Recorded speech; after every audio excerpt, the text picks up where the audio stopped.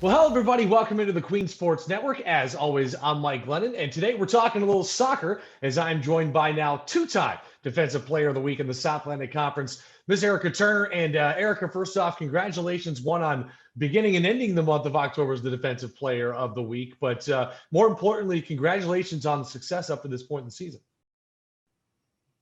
Thank you very much. I feel honored to get it Well, twice now. Well, and since I've been here since last year, I mean, you've gotten it multiple times, but I realize you don't necessarily go out there setting out to be the Defensive Player of the Week, but you're just trying to win games, right? Yeah, I'm just trying to do my job, and it's getting recognized more often than I would ever think. So I'm just happy. Well, hey, you're doing a heck of a job. That's why it's getting recognized. But looking at this season so far, can you talk a little bit about kind of where you guys are right now, both obviously on the field, but mentally as well? You got to be sitting good going into these final couple of games of the year. Yeah, I definitely think this is the most important part of the year. Obviously, we had really tough games at the start. Coach Amy set us up with a tough schedule, which I think really prepared us for this season ahead. But these are these next three matches. We've one left in conference, and then obviously conference tournament, and those are the games that we have to smash right now. We can't be dropping any points. We have to keep going, keep pushing. And we played yesterday, got a win against Georgia College, which were a very good team. So we're delighted with that. Mentally, I think we have to just stay focused on winning. We can't settle for anything less than winning right now. We have to get 3 points every single time. So that's what our focus is right now. And mentally, I think the girls will stay locked in. It's tough to stay mentally focused, especially with classes and stuff. Everything's busy right now, but I think we're going to do a good job. We've been doing good so far, so hopefully we don't drop that. Well, I mean, you guys have been playing, it seemingly getting better and better each game. And of course, you've had the stumbles here and there this season, but they've been few and far between because you guys have played so well as a team. You've been here for a couple of years. You've kind of seen it all. What is so special about this team in particular? I don't know. I think everything's different this year. We've had last season was our first season with Coach Amy, so obviously it was new, it was very fresh, it was young, and we were now we're juniors. There's a lot of my class right now who have grown up together. We're playing in our third year together now. I think this year it's just so exciting. I love this group right now. Everyone's focused. Everyone just wants to do well for each other, especially Coach Amy and Mark. They really push us to win. That they want to be us to be our best, and they want us to be our best individually. And obviously everyone's trying to work hard for each other. So it's exciting. It's very exciting. I think that's what makes it even more we turn up for training and it's fun, Sure. You look forward to going training. It doesn't you don't want that to be a bad part of your day. Yeah. But definitely we work there. Everyone gets excited over there, and it's just it's a great group to be a part of this year. Well, as much as you guys and as hard as you guys work, I know sometimes practice can sometimes get to that point. It's oh man, I don't want to go today. But like you said, if it's fun to go to, that's always a bit of a plus. And you brought up Coach Haywood a couple of times, and always interesting because you come in under another coaching staff. Obviously, Coach Haywood comes in last year, but even last year was a bit of a crazy year for you guys. Of course, you had a lot of success, but what's it been like being in a full year underneath her? Obviously, you had training camp, all that kind of stuff. What is it like to play for her and her staff?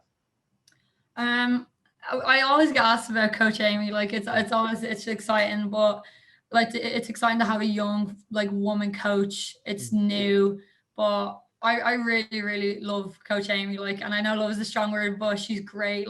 Her passion is just. I've never ever met a coach with more passion than Coach Amy. She works so hard, and then she really cares about us as well off the field. Sure. If you ever have issues, you can go talk to her and she'll help you out, no problem.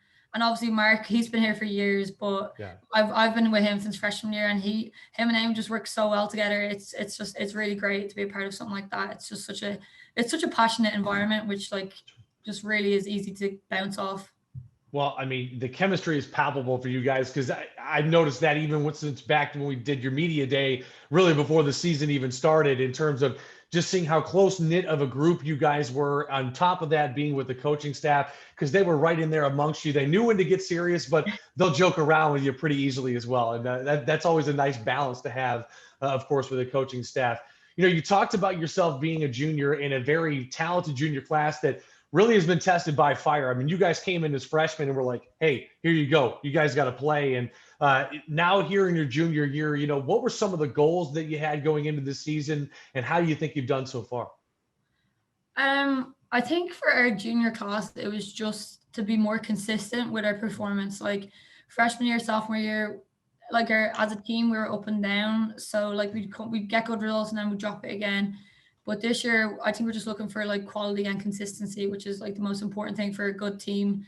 Amy says we have to get into the habit of winning. It's not just something that you do. So we want to be in the habit of winning, and we're getting into it. It's working. So I think that's it. It's just consistency for us now to keep with it and work well as a group, which we do. We have a few freshmen and sophomore, like smaller classes than us. So obviously we're a big influence on them. So I just want to help them settle in as well. I was gonna say you guys are definitely for sure the veteran leaders, if you will, even though you do have one more year on top of this season. But that being said, you guys are in a pretty good outlook right now. Final 2 games of the season, both of them conference, like you said, so very important games coming up here on the road. And then all of a sudden it's postseason time. And I know that's got to be crazy for you, because I'm sure this season has flown by despite it being a full season again. But, sitting third in the regional rankings coming into this week, can you kind of give us a feel of what the locker room's like right now and just kind of what you guys are saying to one another before you get out on the pitch? Yeah, I think we're third right now, which like it's great. Like we're happy to be up there with the top 3, but I think we could be second. Like we challenge Catawba here at number 1 right now. Like in the locker room, we're hyping each other up, because I just don't think anyone in the conference or the region really respects us as a team right now. They put us there, but they're not really respecting us as what we should be. We work just as hard as every other team in this region, but we don't get the recognition that everyone else gets. So we do talk to each other a lot about that. We need to just keep working hard so we can prove a point to everyone in the region, the conference, and even in the nation. Like we can't drop standards right now, because people just they're sleeping on us right now. So we really need to get our names out there as Queen's University. Hey, you know what? I absolutely love the fire that you have. And, it's something that on broadcast we've mentioned, because we can hear you all the way up in the booth in terms of, you telling your defense what to do. But again, like you said, if you feel like you've been a little disrespected as a team, sometimes that can help you. That can fuel that fire. And I'll tell you what, for opposing offenses and opposing defenses out there, you guys are a scary bunch to come up against, especially if you have a chip on your shoulder. So a big shout out to you guys and what you guys have done this season. Oh, thank you.